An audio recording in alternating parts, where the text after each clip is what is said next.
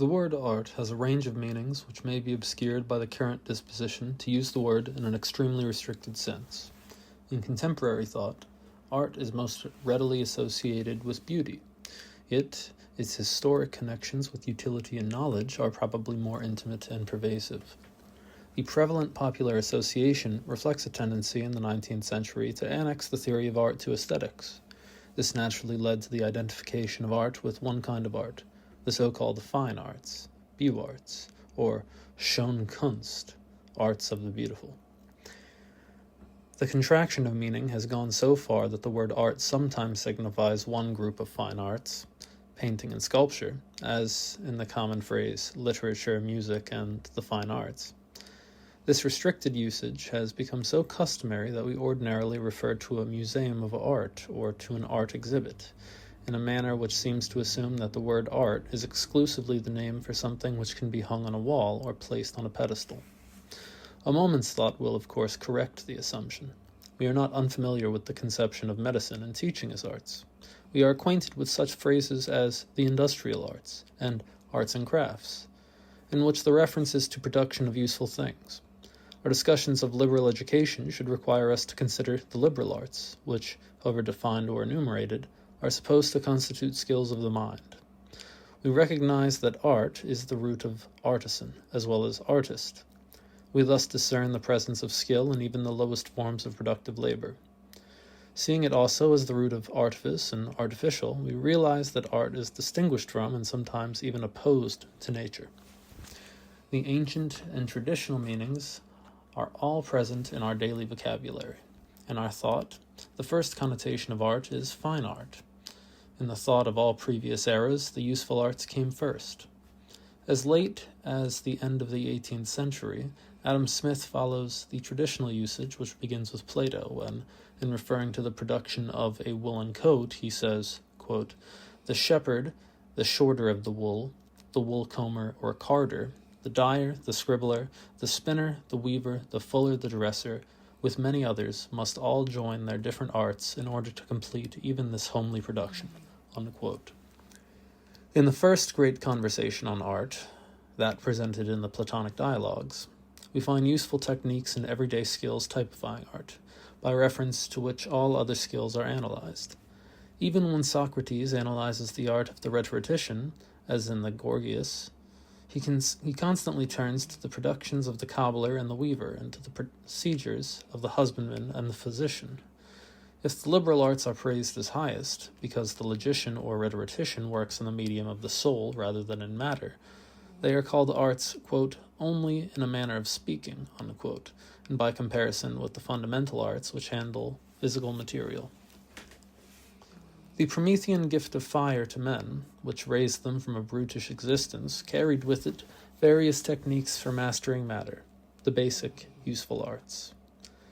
Lucretius, writing in a line that goes from Homer through Thucydides and Plato to Bacon, Adam Smith and Rousseau, attributes the progress of civilization and the difference between civilized and primitive society to the development of the arts and sciences. Quote, "Ships and tillage, walls, laws, arms, roads, dress, and all like things, all the prizes, all the elegancies too of life, without exception, poems, pictures, and the chiseling of fine-wrought statues, all these things, practiced together with the acquired knowledge of the untiring mind, taught men by slow degrees as they advanced on the way, step by step." Unquote. At the beginning of this progress, Lucretius places man's discovery of the arts of metalworking, domesticating animals, and cultivating the soil. Quote, "Metallurgy and agriculture," unquote, says Rousseau, quote, "were the two arts which produced this great revolution," unquote. The advanced from primitive to civilized life.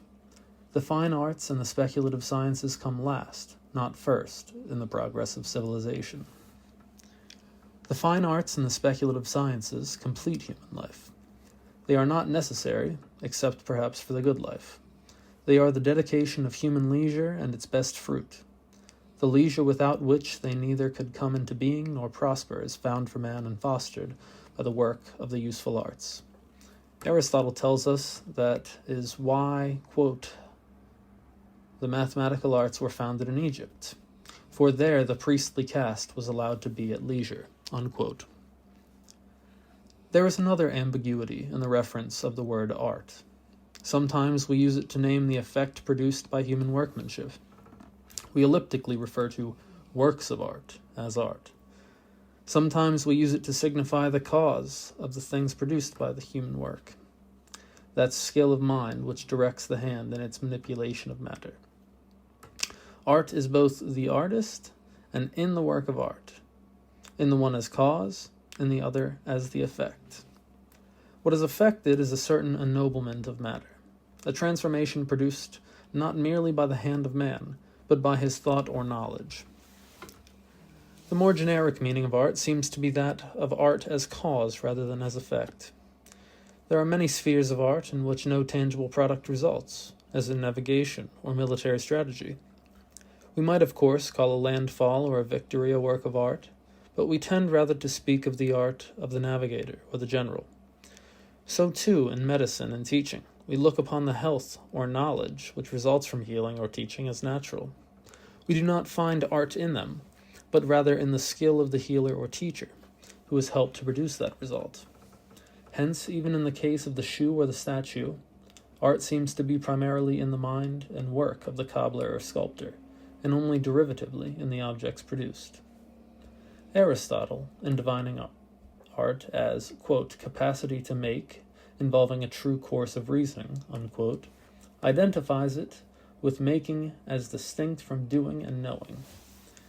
Though art, like science and moral action, belongs to the mind and involves experience and learning, imagination and thought, it is distinct from both in aiming at production, in being knowledge of how to make something, or to obtain a desired effect.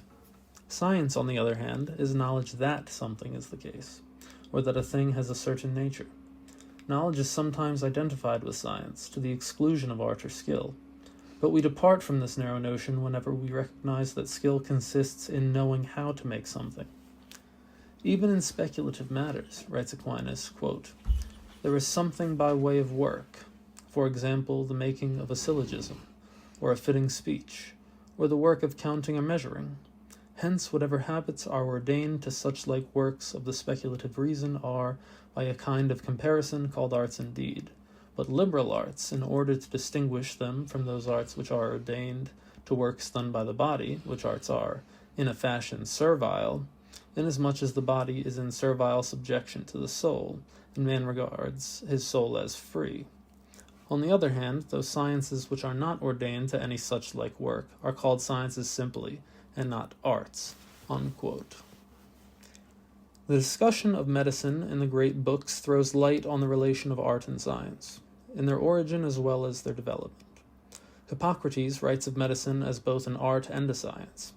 In his treatise on ancient medicine, he says, quote, "It appears to me necessary to every physician to be skilled in nature, and strive to know, if he would wish to perform his duties, what man is in relation to the articles of food and drink, and to his other occupations, and what are the effects of each of them on every one.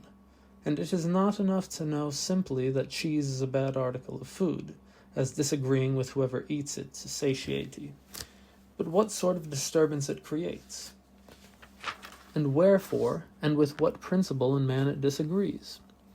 Whoever does not know what effect these things produce upon a man cannot know the consequences which result from them, nor how to apply them," unquote. As a science, medicine involves knowledge of the causes of disease, the different kinds of diseases, and their characteristic courses. Without such knowledge, diagnosis, prognosis, and therapy would be a matter of guesswork, of chance. As Hippocrates says, or at the best, the application of rule of thumb in the light of past experience. But the scientific knowledge does not by itself make man a healer, a practitioner of medicine. The practice of medicine requires art in addition to science, art based on science. But going beyond science and formulating general rules for the guidance of practice in particular cases, the habit of proceeding according to rules derived from science distinguishes, for Galen, the artist in medicine from the mere empiric. The antithesis of artist and empiric, suggesting the contrast between operation by tested rule and operation by trial and error, parallels the antithesis between scientist and man of opinion. It has seldom, if ever, been suggested that an art can be originally discovered or developed apart from some science of the subject matter with which the art deals. This does not mean that an individual cannot acquire the habit of an art without being taught the relevant scientific knowledge. An art can be learned by practice. Skill can be formed by repeated acts. But the teacher of an art cannot direct the learning without setting rules for his pupils to follow. And if the truth or intelligibility of the rules is questioned, the answers will come from the science underlying the art. According to Kant, quote, every art presupposes rules which are laid down as the foundation which first enables a product, if it is to be called one of art, to be represented as possible, unquote. In the case of fine art, which he distinguishes from other kinds of art as being the product of, quote, genius, Kant claims that it arises only from, quote, a talent for producing that for which no definite rule can be given, unquote. Yet he maintains that a rule is still at its basis and may be, quote, gathered from the performance, in other words, from the product which others may use to put their own talent to the test, unquote. Granting that there is no art without science, is the reverse true, and is science possible without art? The question has two meanings. First, are there arts peculiarly indispensable to the development of science? Second, does every science generate a correlative art, and through it work productively? Traditionally, the liberal arts have been considered indispensable to science. This has been held to be particularly true of logic, because they were intended to serve as the instrument or the art for all the sciences. Aristotle's logical treatises, which constitute the first systematic treatment on the subject, deserve the title organon, for which they traditionally carry. Bacon's Novum Organum was in one sense an effort to supply a new logic, or art, for science, and to institute a renovation of the sciences by the experimental method. As an art, logic consists of rules for the conduct of the mind in the process of inquiry, inference, definition, and demonstration, by which sciences are constructed. Scientific method is, in short, the art of getting scientific knowledge. In the experimental sciences, there are auxiliary arts, arts controlling the instruments or apparatus employed in the experimentation. The experiment itself is a work of art, combining many techniques and using many products of art.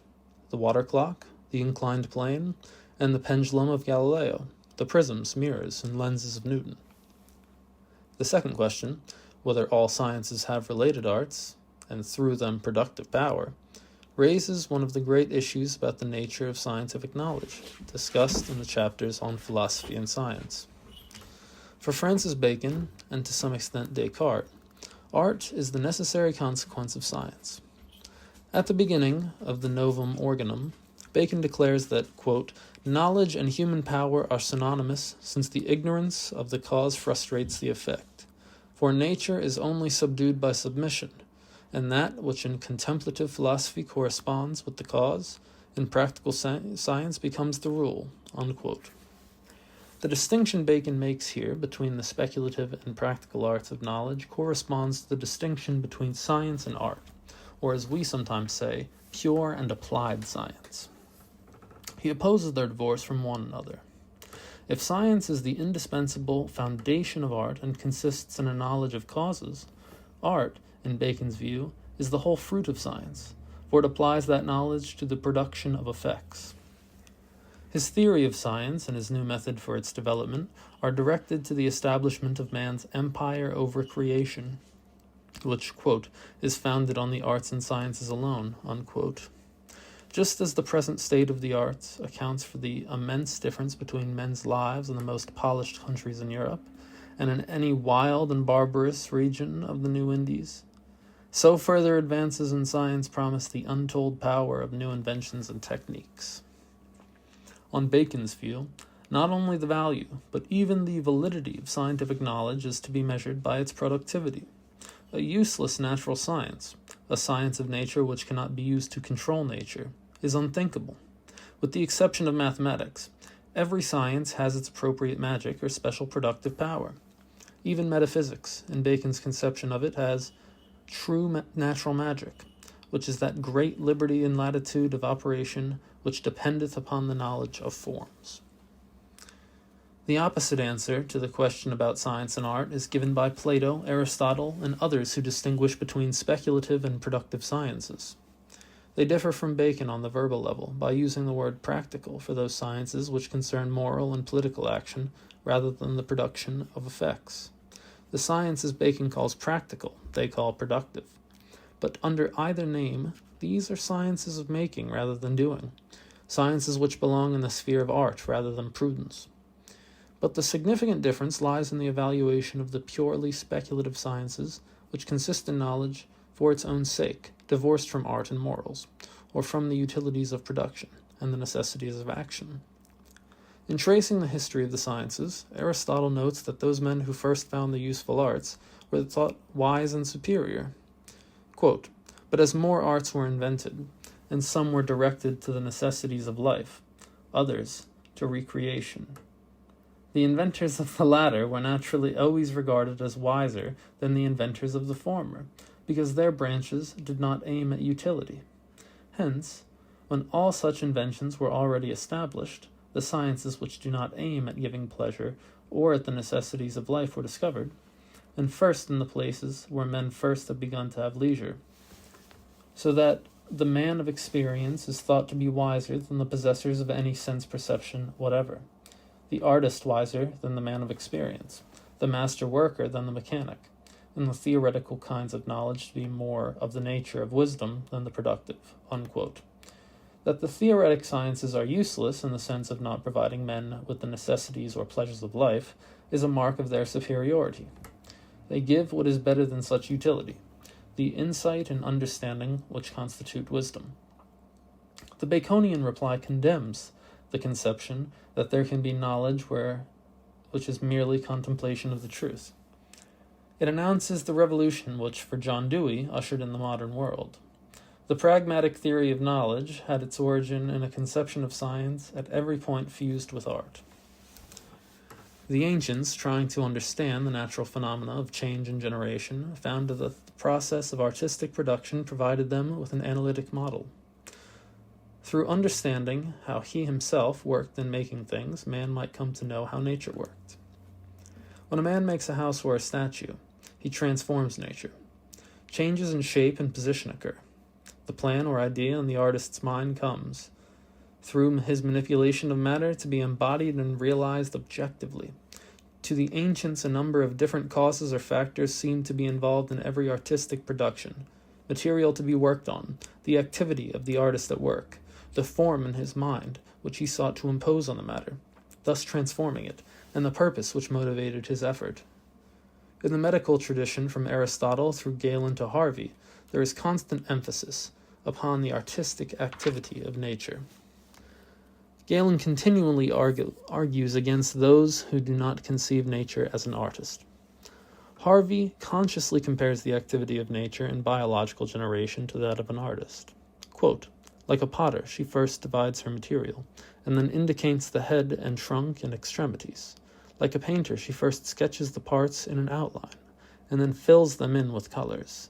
Or like the shipbuilder, who first lays down his keel by way of foundation, and upon this raises the ribs and roof or deck, even as he builds his vessel.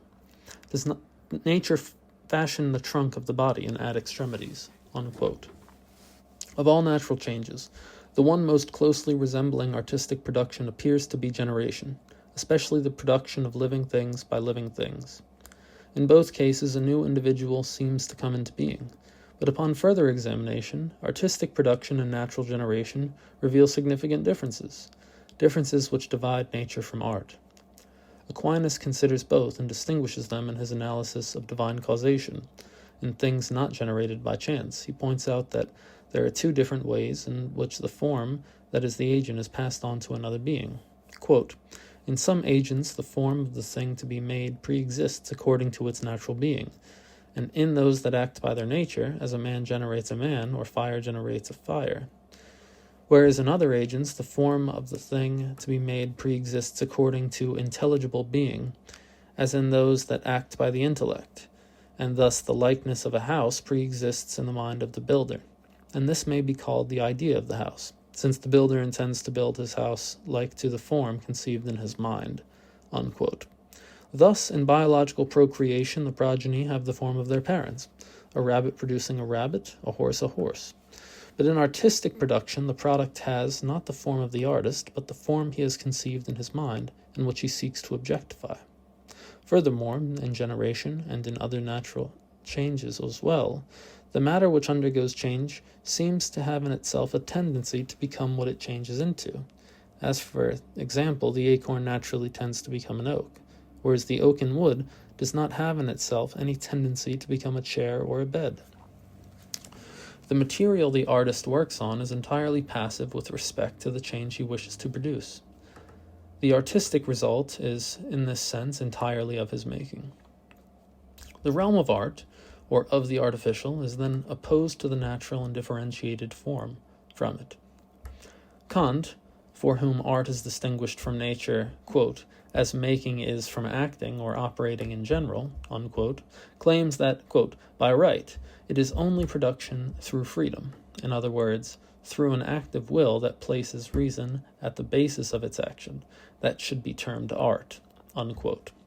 Consequently, art is that which would not have come into being without human intervention. The man-made object is produced by man, not in any way, but specifically by his intelligence, by the reason which makes him free. Animals, other than man, are apparently productive, but the question is whether they can be called artists. A spider conducts operations that resemble those of a weaver, and a bee puts to shame many an architect in the construction of her cells.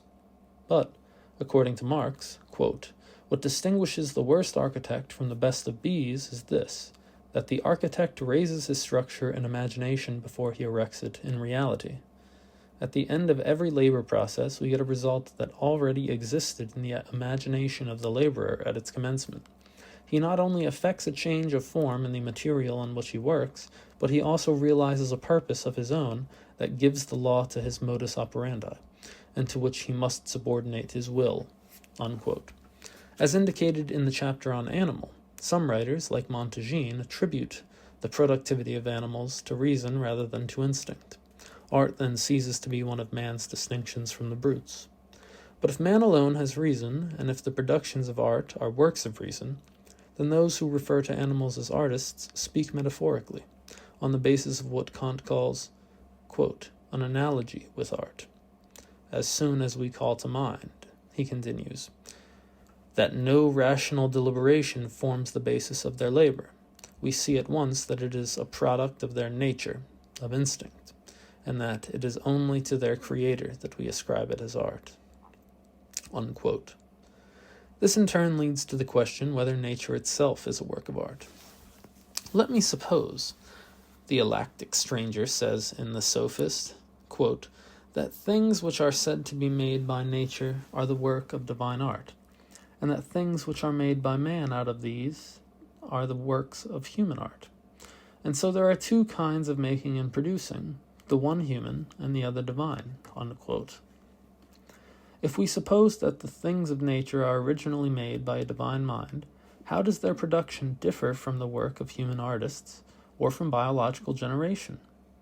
One answer, given in Plato's Timaeus, conceives the original production of things as fashioning of primordial matter in the patterns set by the eternal archetypes or ideas.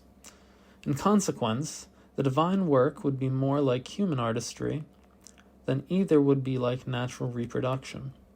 The emanation of the world from the one, according to Plotinus, and the production of things out of the substance of God in Spinoza's theory appear, on the other hand, to be more closely analogous to natural generation than to art.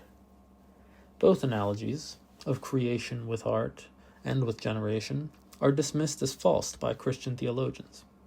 God's making is absolutely creative.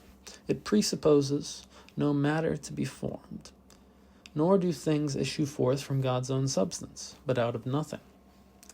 Thus Augustine asks, quote, "How didst thou make the heaven and the earth?"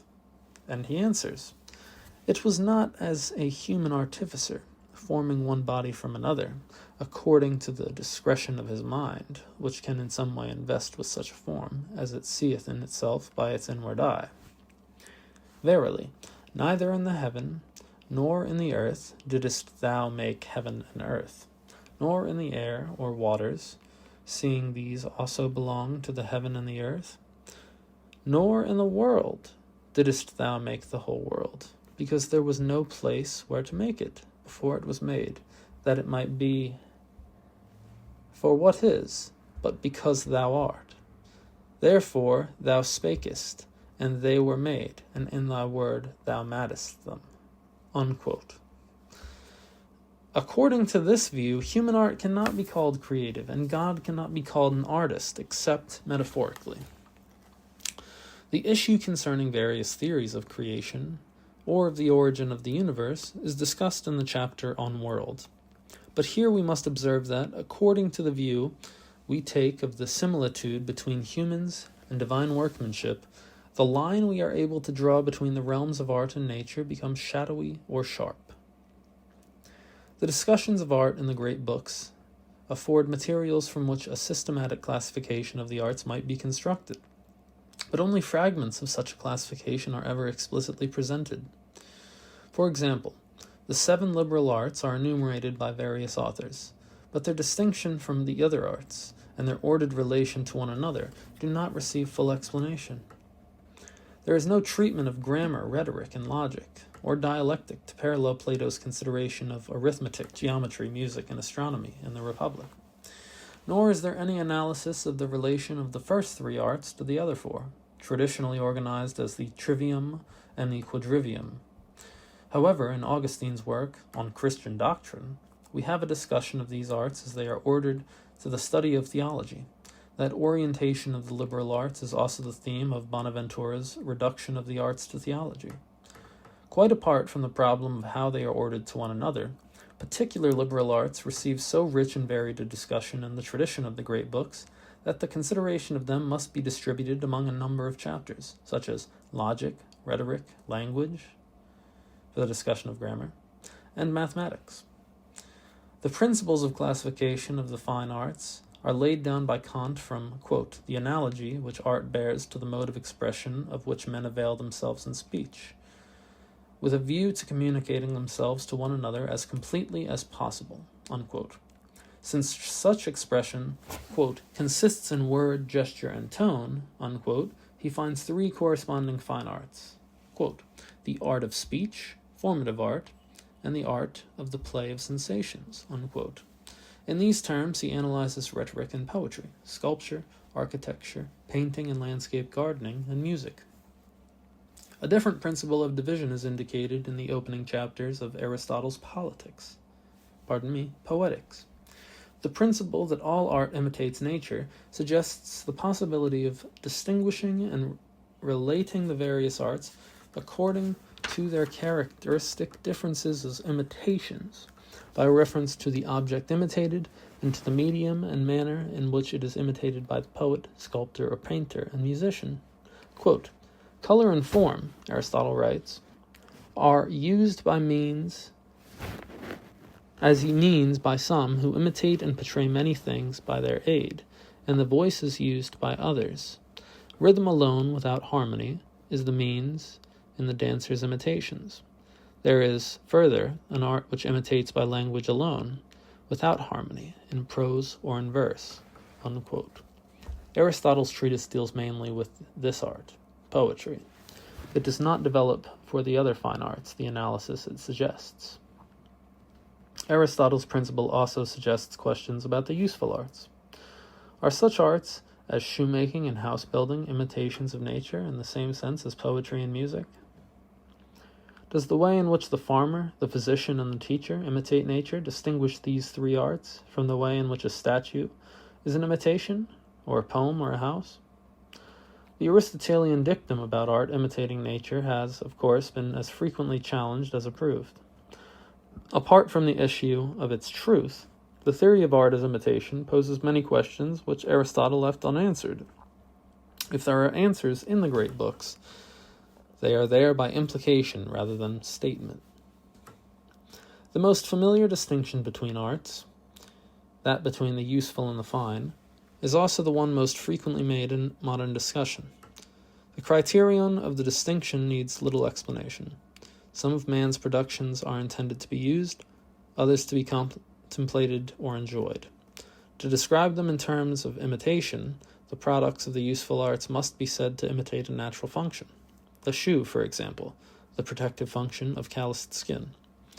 The imitation merely indicates the use, and it is the use which counts. But in the products of the fine arts, the imitation of the form, quality, or other aspect of a natural object is considered to be the source of pleasure. The least familiar distinction among the arts is implied in any thorough discussion, yet its divisions are seldom, if ever, named. Within the sphere of useful art, some arts work towards a result which can hardly be regarded as an artificial product. Fruits and grains would grow without the intervention of the farmer, yet the farmer helps them to grow more abundantly and regularly. Health and knowledge are natural effects, even though the arts of medicine and teaching may aid in their production. These arts are more fully discussed in the chapters on medicine and education, standing in sharp contrast to those skills whereby man produces the useful things which, but for man's work, would be totally lacking. In the one case, it is the artist's activity itself which imitates or cooperates with nature's manner of working. In the other, the thing which the artist makes by operating on passive materials supplied by nature imitate natural forms or functions. For the most part, the industrial arts are of the second sort. They transform dead matter into commodities or tools. The arts which cooperate with nature usually work with living matter. As in agriculture, medicine, and teaching, the distinction seems warranted and clear. Yet it is cut across by Adam Smith's division of labor into productive and non-productive. The work of agriculture is associated with industry and the production of wealth. But whatever other use they may have, physicians and teachers, according to Smith, do not directly augment the wealth of nations. If to the foregoing we add the division of arts into liberal and servile, the major traditional distinctions are covered. This last division had its origin in the recognition that some arts, like sculpture and carpentry, could not affect their products except by shaping matter, whereas some arts, like poetry or logic, were free from matter, at least in the sense that they worked productively in symbolic mediums.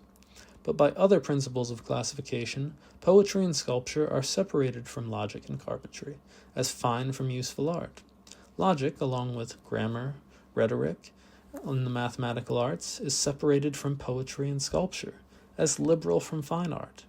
When the word liberal is used to state this last distinction, its meaning narrows. It signifies only the speculative arts, or arts concerned with processes of thinking and knowing. The adequacy of any classification and the intelligibility of its principles must stand the test of questions about particular arts. The great books frequently discuss the arts of animal husbandry and navigation, the arts of cooking and hunting, the arts of war and government. Each raises a question about the nature of art in general, and challenges any analysis of the arts to classify them and explain their peculiarities. There are two other major issues which have been debated mainly with respect to the fine arts. One, already mentioned, concerns the imitative character of art. The opponents of imitation do not deny that there may be some perceptible resemblance between a work of art and a natural object. The drama may remind us of human actions we have experienced.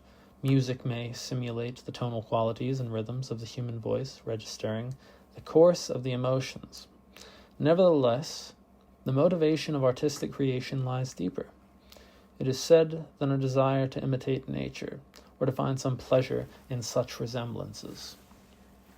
According to Tolstoy, the arts serve primarily as a medium of spiritual communication, helping to create the ties of human brotherhood. According to Freud, it is emotion or subconscious expression, rather than imitation or communication, which is the deepest spring of art.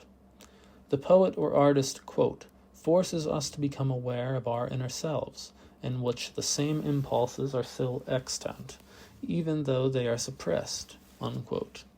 Freud's theory of sublimation or of emotion or desire through art seems to connect with Aristotle's theory of emotional catharsis or purgation, But Freud is attempting to account for the origin of art, and Aristotle is trying to describe an effect proper to its enjoyment. The theories of communication, expression, or imitation attempt to explain art, or at least its motivation. But there is also a conception of art which, foregoing explanation, leaves it a mystery. The spontaneous product of inspiration, of a divine madness, the work of unfathomable genius, we encounter this notion first, but not last, in Plato's Ion. The other major controversy concerns the regulation of the arts by the state for human welfare and the public good. Here, as before, the fine arts, chiefly poetry and music, have been the focus of the debate. It is worth noting, however, that a parallel problem of political regulation occurs in the sphere of the industrial arts. On the question of state control over the production and distribution of wealth, Smith and Marx represent extreme oppositions, as Milton and Plato are poles apart on the question of the state's right to censor the artist's work. In this debate, Aristotle stands on Plato's side in many particulars, and Mill with Milton. The problem of censorship or political regulation of the fine arts presupposes some prior questions.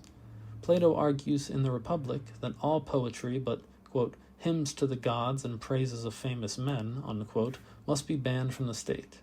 Quote, for if you go beyond this and allow the honeyed muse to enter, either in epic or lyric verse, not law and the reason of mankind, which by common consent have ever been deemed the best, but pleasure and pain will be the rulers in our state.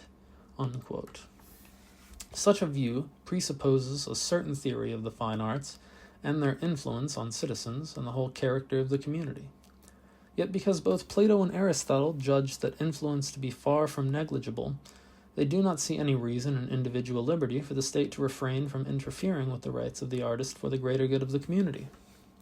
To Milton and Mill, the measure of the artist's influence does not affect the question of the freedom of the arts from political or ecclesiastical interference. While admitting the need for protecting the interests of peace and public safety, Milton demands, quote, give me the liberty to know, to utter, and to argue freely according to conscience, above all liberties, unquote. The issue for them is entirely one of liberty. They espouse the cause of freedom, for the artist to express or communicate his work for the community to receive from him whatever he has to offer.